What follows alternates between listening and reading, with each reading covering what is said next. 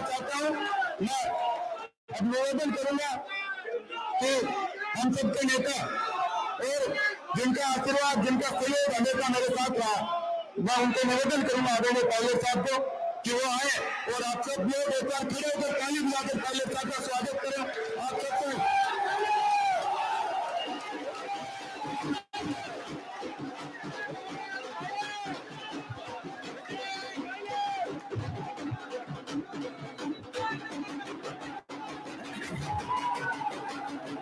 लखनऊ विधानसभा क्षेत्र से आप सबके लोकप्रिय विधायक, मेरे छोटे भाई और कांग्रेस पार्टी के सोनिया गांधी जी के, राहुल गांधी जी के, खड़गे जी के उम्मीदवार मुकेश भाकर जी, मंच पर हमारे कांग्रेस संगठन के पदाधिकारीगण, चेयरमैन साहब, निर्मल जी, चितारा साहब, सोलंकी जी, तमाम जो अतिथि मेहमान इस सभा में आज मौजूद हैं, मेरे किसान भाइयों, आदरणीय बुजुर्गों, माताओं, बहनों, नौजवान दोस्तों और प्यारे बच्चों, आज मैं मुकेश जी की नामांकन आशीर्वाद सभा में आया हूं, उनको सहयोग देने, उनको बल देने और आप सबसे निवेदन करने के लिए कि आपके भरोसे पर कांग्रेस पार्टी ने एक बार दोबारा मुकेश जी को यहां से कांग्रेस का उम्मीदवार बनाया है।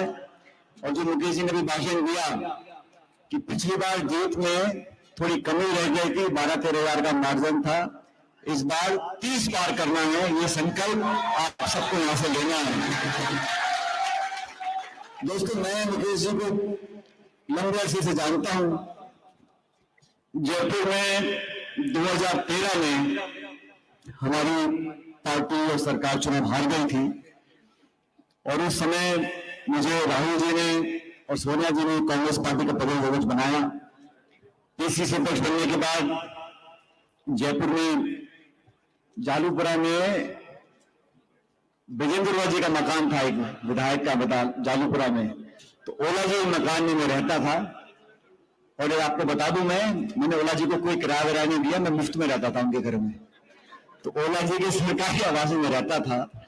और उन दिनों में मुकेश बहुत सक्रिय थे छात्र राजनीति में, छात्र संघ के चुनाव लड़े, जीते और फिर और लोगों को चुनाव लड़ाए। लेकिन वो समय जो था 2013 से 18 का, वो कांग्रेस पार्टी के लिए बहुत चुनौतीपूर्ण समय था, बहुत संघर्ष वाला समय था।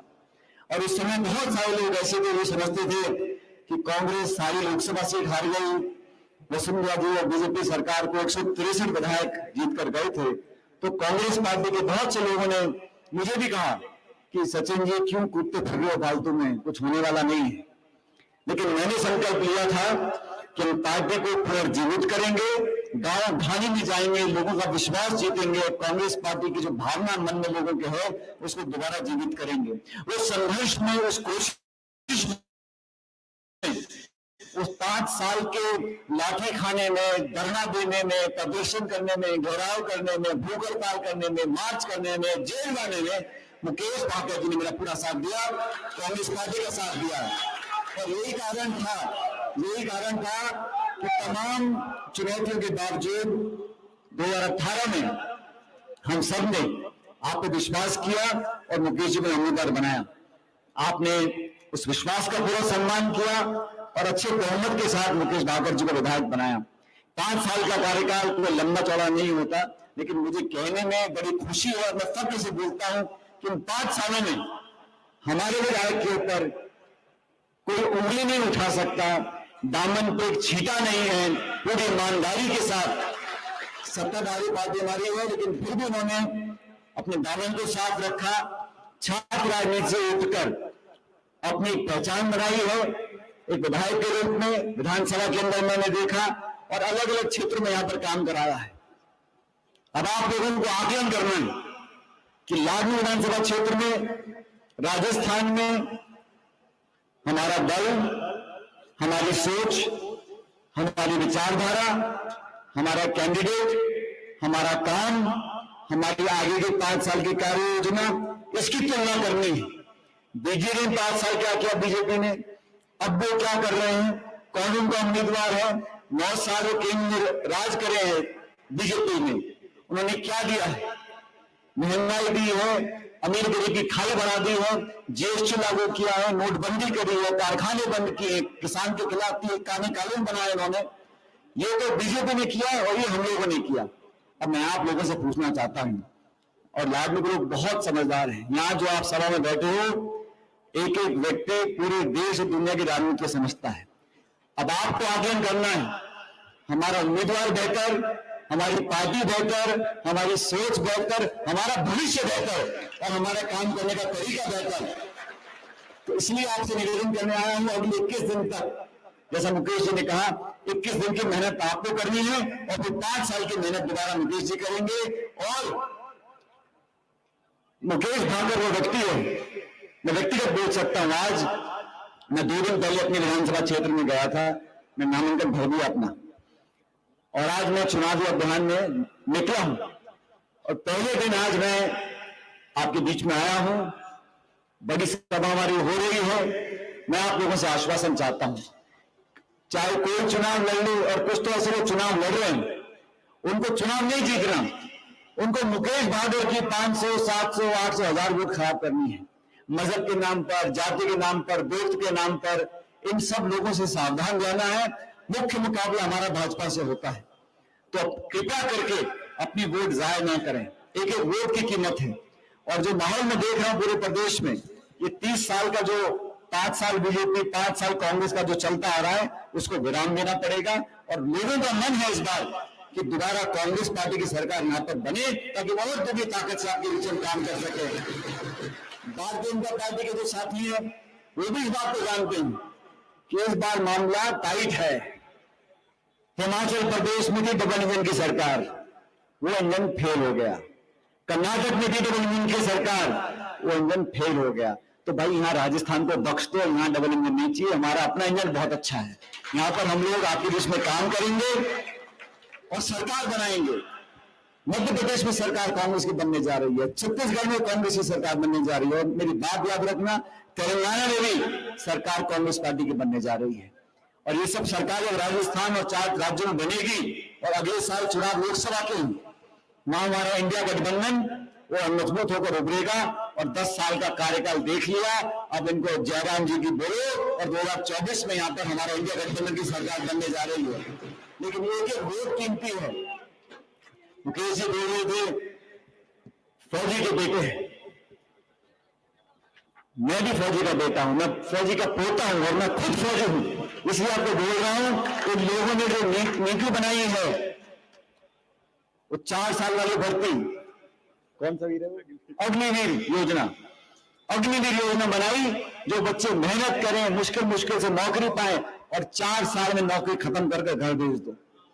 ये जो है, ये राजस्थान के साथ धोखा, देश के साथ धोखा है। आपको नीतियां बनानी है, मन मर्जी करो, लेकिन फौज के संगठन के साथ, भर्ती के साथ, किसान की आमदनी के साथ आप धोखा नहीं कर सकते। हमने मांग रखी थी कि एमएसपी पर एक कानून बनना चाहिए। इन्होंने कानून बनाया कि मंडियों को खत्म कर दो। आप कल्पना करो, इस देश में अगर मंडियां बंद हो जाएंगी और 2, 4, 5 लोग व्यापारियों के हाथ में पूरे देश के भंडार और खदान और खरीद हाथ में आ जाएगी, तो क्या हाल होगा से 10 साल के बाद? मन माना तो वो करेंगे। और 1.5 साल तक किसानों ने धरना दिया दिल्ली के अंदर, तब जाके केंद्र सरकार ने वो तीनों काले कानून वापस लिए। हमारे बच्चे बच्चियां पहलवान कितने दिन बढ़ रहे दिल्ली के अंदर, इनकी आंख में आंसू नहीं आए। कितने किसान आत्महत्या कर ली, इनके सर पे जू नहीं रहेंगी। इनको सिर्फ सत्ता से मतलब है, लंबे चौड़े भाषण देना, लचीले भाषण देना, इश्तिहार देना, रेशम की झंडियां टांगना, मंदिर मस्जिद की बात करना, गृहिणियों को बहकाना, जज्बातों के साथ लोगों का वोट बटोरना, और 5 साल फिर भूल गया। 5 साल से बीजेपी विपक्ष में राजस्थान में।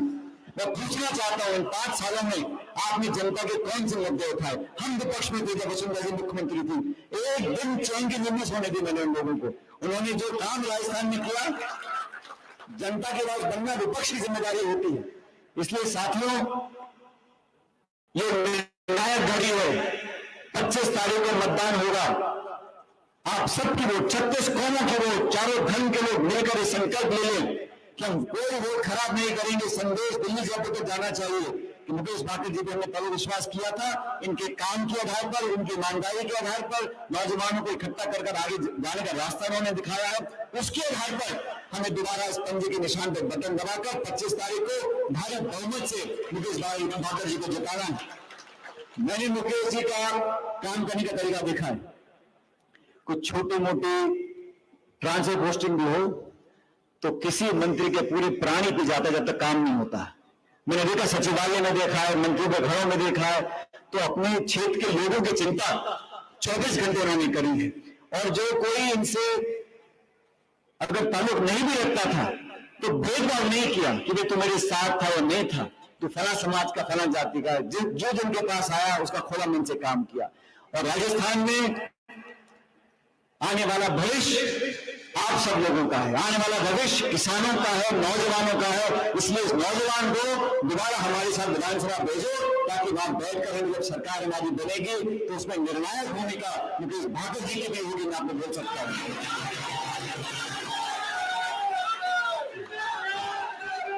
अब मुकेश और कुछ किसान का बेटा तो है, और जो मुंह से बात निकल जाती है और जो ठान लेते हैं उससे कोई टस से मस नहीं होते, ये किसान की पहचान होती है।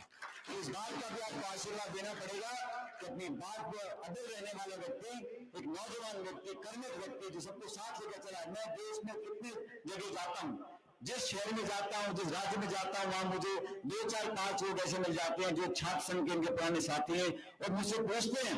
पिछले 2 महीने में गया था कर्नाटक, हैदराबाद, जहां मैं गया हूँ वहां कुछ लड़कों ने आके मुझसे पूछा, साहब मुकेश जी का क्या रहेगा? मैंने कहा, मुकेश जी ने काम किया है, कांग्रेस पार्टी टिकट देगी और मुकेश की जनता उनको जिताएगी, ये मैं बोल के आया। ये मैं आप सबसे बिना पूछे जहां मुझे देश में कोई मिला, मैं ये कह के आ गया हूं आपके भरोसे पर। इसलिए आज पहली सभा मैं इलाहाबाद में कर रहा हूं।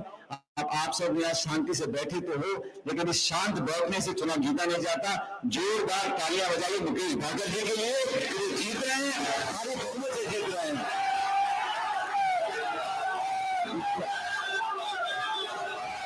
मैं साथियों आपसे इतना आग्रह करूंगा कि अभी चुनाव शुरू हुआ है, नामांकन 6 तक होगा, 9 तक प्रक्रिया चलेगी। अगले 21 दिन तक हम सबको मुकेश भाकर बनकर क्षेत्र में खड़े रहना है। हमारी मां बहनों से कहना चाहता हूं, आपका बेटा भतीजा है, अपना आशीर्वाद दो, लेकिन 21 दिन चुनाव को गंभीरता से लेना है। चाहे कोई कितनी कोशिश कर ले आपस में बंटवारा पैदा करने की, आपस में टकराव पैदा करने की, और ये भारतीय जनता पार्टी हमेशा करती भी हो, मजहब और धर्म के नाम पर कहीं ना कहीं टकराव पैदा करने की कोशिश करते आए हैं। हमें सावधान रहना पड़ेगा और सबका आशीर्वाद लेकर खुले माहौल में अच्छे मन से एक ऐतिहासिक जीत यहां से आप रजिस्ट्री कराओ और आप जिताकर मुकेश जी को भेजो। बाकी मुकेश जी के भविष्य की चिंता मेरे पे छोड़ दो। मैं आपको विश्वास दिलाता हूं कि आने वाला समय लाडलू क्षेत्र की जनता के लिए बहुत भला समय होगा। आपने इतनी बड़ी संख्या में आकर संकेत दिया है कि हम लोग बहुत बड़ी जीत की तरफ जा रहे हैं। लेकिन साथियों, मैं और मुकेश जी आपके बीच में यहां पर आए हैं और 3 तारीख को मतगणना होगी, 3 दिसंबर को, और मैं भी और आप सब बैठे टीवी देख रहे होंगे उस दिन। मैं अपने यहां भी विधानसभा में देख रहा हूं कौन कितने से लीड कर रहा है। लेकिन अगर 3 तारीख को लाडनू विधानसभा क्षेत्र से जीत हुई और कमजोर जीत हो गई, फीकी रह गई, तो मजा नहीं आएगा। जीत होनी चाहिए मोटी और ऐसी जीत हो ताकि अगले लंबे समय तक लोग याद रखें कि हम लोगों ने आपसे निवेदन किया था, उस निवेदन को आपने स्वीकार किया है। तो मेरा आपसे अंत में निवेदन है कि हम सब अपनी अपनी जगह खड़े होकर, दोनों हाथ खड़े कर कर मुकेश जी के समर्थन में विश्वास दिला दें कि भारी बहुमत से यहां से कांग्रेस पार्टी जीतेगी। Congress party, Congress party, Congress party. बहुत बहुत धन्यवाद। राम राम सर। हम सब लोग